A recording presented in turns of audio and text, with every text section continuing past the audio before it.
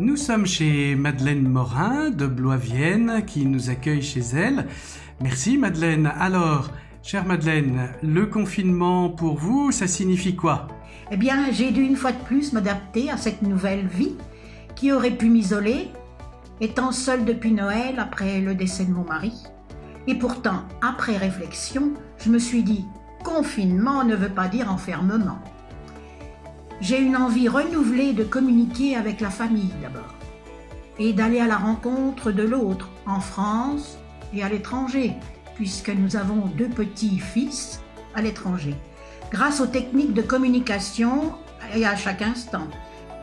Communiquer autrement avec la famille, la jeune génération qui a créé le groupe WhatsApp. Et justement, ceux qui boudaient les réunions de famille sont revenus vers nous par ce moyen.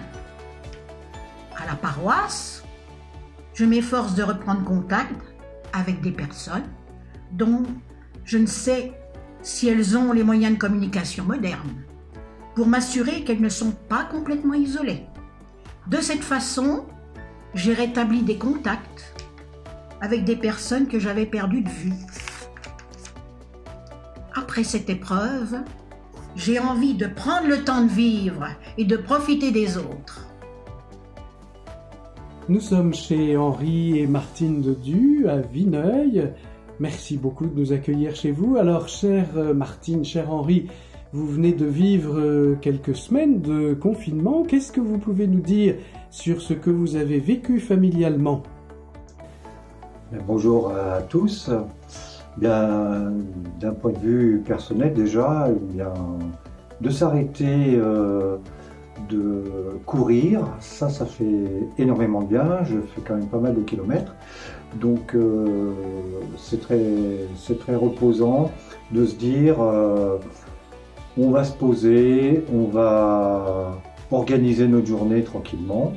Comme on habite une maison, c'est quand même plus agréable bien sûr que peut-être certains d'entre vous qui êtes dans des logements, dans des appartements. Moi je trouve que ce confinement, ce qu'il a de positif pour nos vies personnelles, c'est qu'en fait, pour ce qui me concerne, j'ai ralenti mon rythme et je me rendais compte qu'en fait j'allais beaucoup trop vite et que j'étais assez fatiguée malgré tout.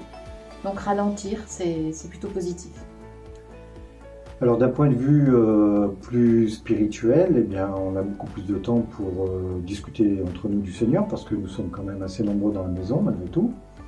Et puis de prendre du temps pour la parole de Dieu, pour prier bien sûr, pour regarder aussi des vidéos chrétiennes. Donc ça c'est très bénéfique.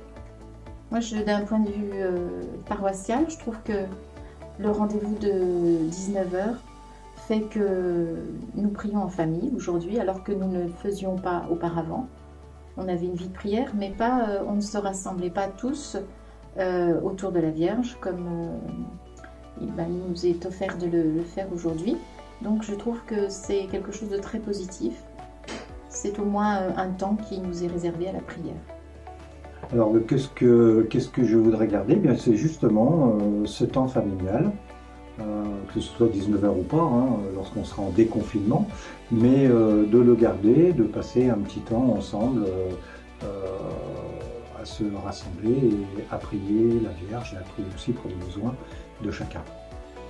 Alors pour ce qui concerne l'après-confinement, je souhaiterais évaluer un petit peu, ne pas me précipiter dans mes tâches, peut-être garder ce rythme un petit peu plus lent, permet d'être plus acteur de nos vies. Et puis, je ne peux pas faire trop de résolutions parce que je sais ne pas être assez forte pour les tenir.